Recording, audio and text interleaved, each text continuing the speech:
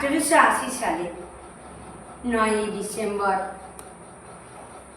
বাংলাদেশের রংপুর জেলার পায়রাবল গ্রামে জন্মগ্রহণ করেছিলেন বেগম রোকেয়া। আগেকার দিনে পড়াশোনা শেখাতো না, রাতে চুরি করে সেই বেগম রোকেয়া লেখাপড়া করেছেন। তিনি আরবি এবং উর্দু ফার্সি ভাষায় পারদর্শী ছিল, বাংলার ইংরেজি জানতেন না। তার বাবা ছিলেন জহির উদ্দিন আবু আলী হায়দার সাবের, আর মা ছিলেন রাহাতুন নেসা। দিদি ছিলেন করিমুল নিসা, দাদা ছিলেন ইব্রাহিম। বেগম রোকেয়া রাতে চুরি করে দাদার কাছে গিয়ে ইংরেজি এবং বাংলা শিখতেন। সেই বেগম রোকেয়া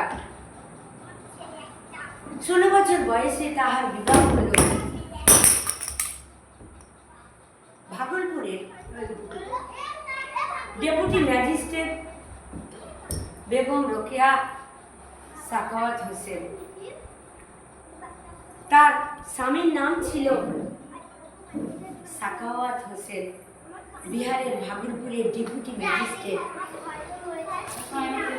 তিনি কি করলেন, তার থেকে দ্বিগুণ বয়সী ছিল বেগম রোকেয়ার বয়স। তার সতীনের একটি কন্যা ছিল, কোনো দিনের জন্য সতীনের কন্যাকে তিনি মেনে নেননি। সেই বেগম রোকেয়া শিক্ষার প্রসার আলো দেখিয়ে দিয়েছেন বাঙালির ঘরে ঘরে।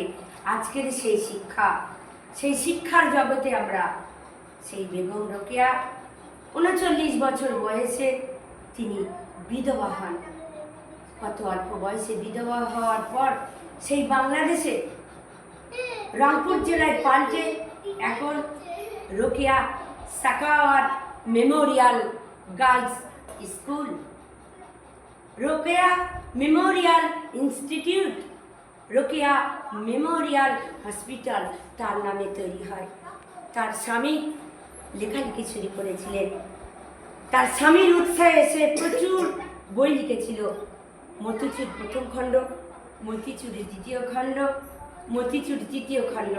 সেই বেগম রোকেয়া আজকের তাকে শ্রদ্ধা ও সম্মান জানায় যে আজকের এই বাঙালির ঘরে ঘরে মেয়েদের আলো দেখিয়ে দিয়েছেন মেয়েদের কি করে লেখাপড়া শেখাতে হয়। তিনি বাংলাদেশ থেকে কলকাতায় চলে গেলেন।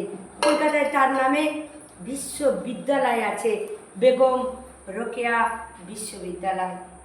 এই নিয়ে আমি বেগম রোকেয়ার জীবন কাহিনী সমাপ্ত করলাম।